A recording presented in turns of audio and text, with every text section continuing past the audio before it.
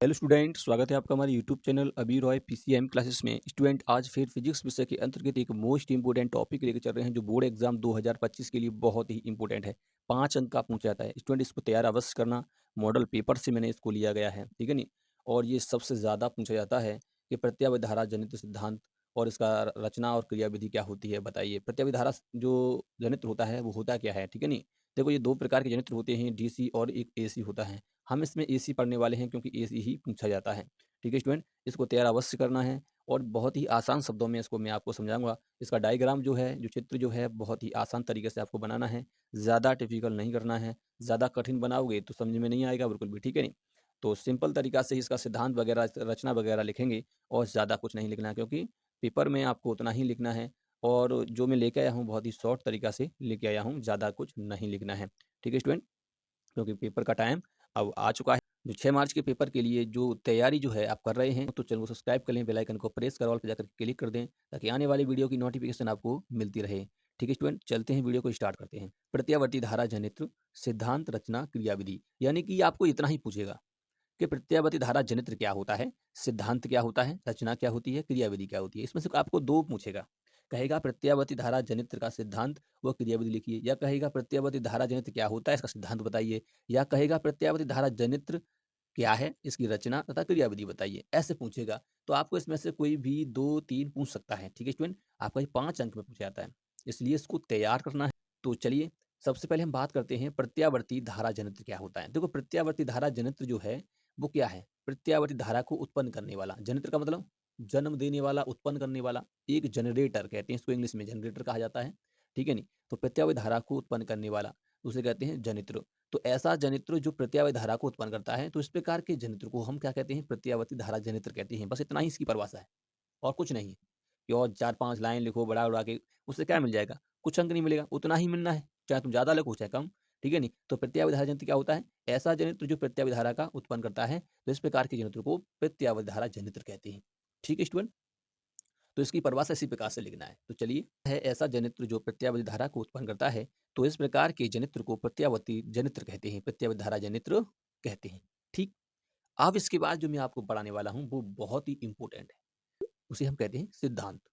सिद्धांत को समझना है, क्या कहता है सिद्धांत, ठीक है नहीं, उसे समझना है। तो चलिए, सबसे पहले हम समझ लेते हैं कि सिद्धांत होता क्या है, उसके बाद मैं इसको डायग्राम से क्लियर कर दूंगा, आपको समझ में आ जाएगा बिल्कुल। ठीक है। तो चलिए चलिए स्टूडेंट, सिद्धांत। सिद्धांत क्या है इसका, सिद्धांत एक बार पढ़ लेते हैं, उसके बाद दो ज्यादा नहीं लिखना है, इतना ही बड़ा लिखना है। प्रत्यावर्ती धारा जनित्र विद्युत चुम्बकीय प्रेरण के सिद्धांत पर कार्य करता है। विद्युत चुम्बकीय प्रेरण, विद्युत चुम्बकीय प्रेरण से संबंधित फैराडे के नियम हमने पढ़ लिए हैं।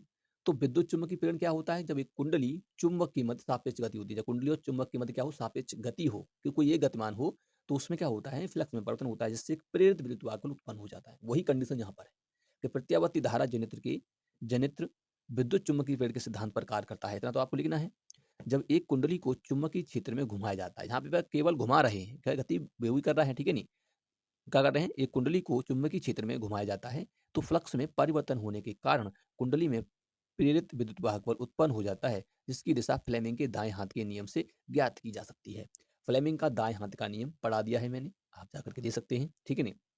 उससे हम इसकी दिशा ज्ञात करते हैं। ठीक है स्टूडेंट, तो फ्लेमिंग के दाएं हाथ से हम क्या करते हैं, इसकी दिशा ज्ञात करते हैं। तो ये आपका क्या होता है, सिद्धांत होता है। एक कुंडली को चुंबक के मध्य गोल गोल घुमाया जाता है, ठीक है नहीं। जब घुमाया जाता है तो उसमें प्रेरण की घटना होती है। प्रेरण, प्रेरण का क्या होता है, जब चुंबक और कुंडली के मध्य सापेक्ष गति होती है तो फ्लक्स में परिवर्तन होता है, उसे ही कहते हैं प्रेरण की घटना। उससे एक प्रेरित विद्युत विद्युत वाहक बल उसमें उत्पन्न हो जाता है, तो वही होता है आपका प्रेरण, ठीक है नहीं, विद्युत चुम्बकीय प्रेरण। ठीक, तो ये होता है इसका सिद्धांत। और इसकी दिशा किससे याद करते हैं, आपको ये जरूर लिखना है कि इसकी दिशा जो है वो दाएं हाथ के नियम से, फ्लेमिंग के दाएं हाथ के नियम से करते हैं। एक बार पढ़ लेना है, आपको लिखना है, ठीक है नहीं। 2-4 बार पढ़ेंगे अपने आप याद हो जाएगा। ठीक, इतना ही लिखना है, ज्यादा नहीं लिखना है। अब हम बात करते हैं, इसकी रचना की बात कर लेते हैं, ये बनता कैसा है। फिर मैं डायग्राम से भी इसको क्लियर करूंगा किस प्रकार से होता है, ठीक है नहीं।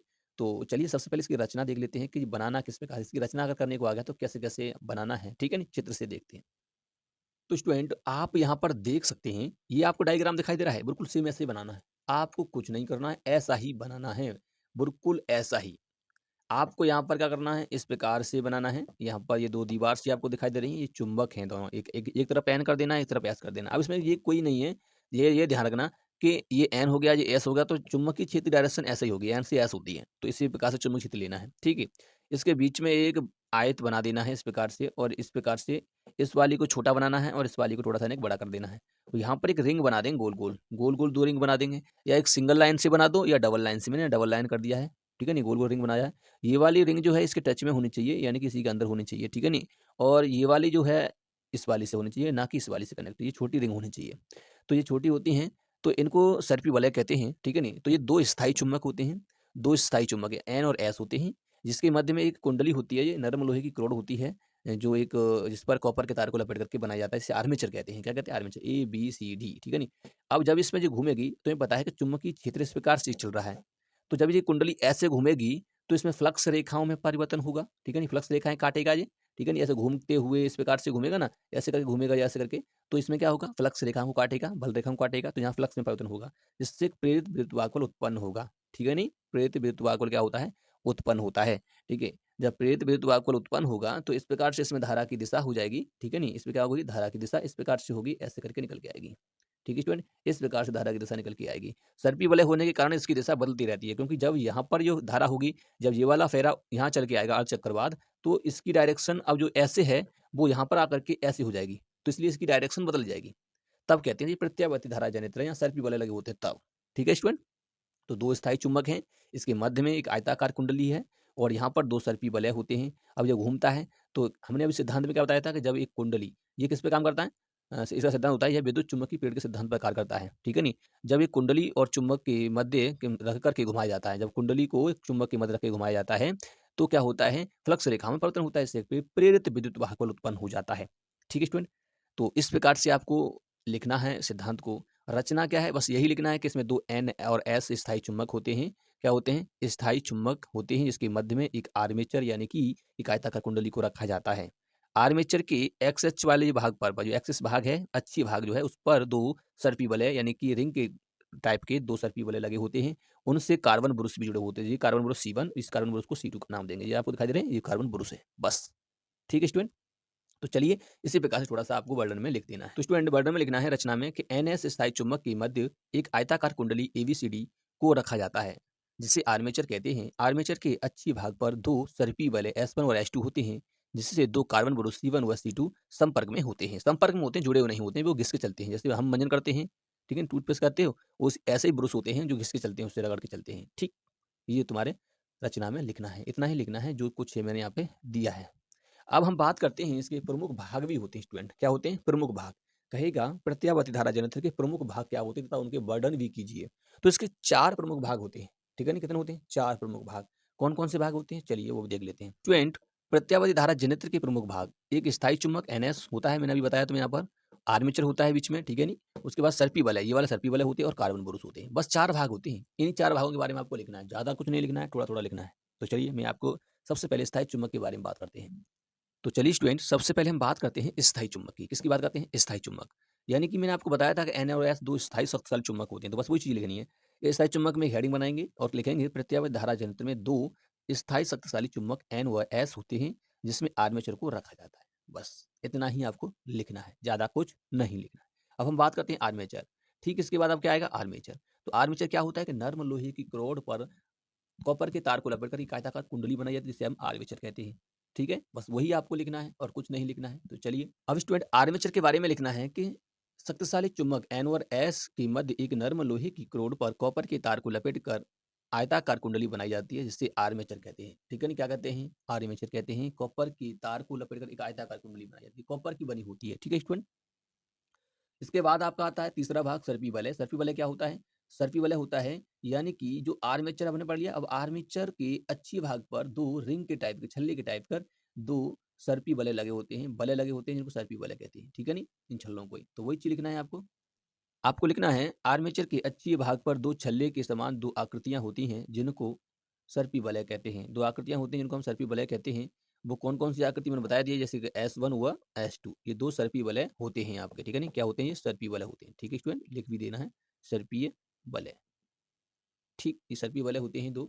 इसके बाद कार्बन ब्रुश होता है। तो सर्पीय वलय से 2 कार्बन के ब्रुश संपर्क में होते हैं, जो प्रेरित प्रेरित धारा का निर्गम करते हैं, बाहर निकालते हैं। आउटपुट इन्हीं से तो मिलता है हमें। ये घिसेंगे उससे जो भी फ्लक्स मिलेगा, फ्लक्स में परिवर्तन होगा, उससे प्रेरित विद्युत वाहक उत्पन्न होगा, वो कार्बन उसके माध्यम से बाहर आएगा, आउटपुट प्राप्त होगा हमें, ठीक है नहीं? तो ये इसके क्या होते हैं, भाग होते हैं, जो थोड़ा-थोड़ा सब में लिखना होता है। अब हम बात करते हैं इसके मेन कार्य की, यानी कि क्रियाविधि की। क्रियाविधि भी बहुत ज़्यादा पूछी जाती है बोर्ड एग्ज़ाम में। ये ज़्यादा से ज़्यादा पूछता है कि क्रियाविधि क्या होती है? प्रत्यावर्ती धारा जनरेटिक क्रियाविधि और सिद्धांत बताइए, ऐसे तो पूछता ही है। रचना एक बार को नहीं पूछेगा, फिर भी क्रियाविधि को सबसे ज़्यादा पूछता है। चलिए क्रियाविधि में कुछ नहीं, जो किया, जो करता है वो वही तो लिखना है। तो चलिए लिखना क्या है?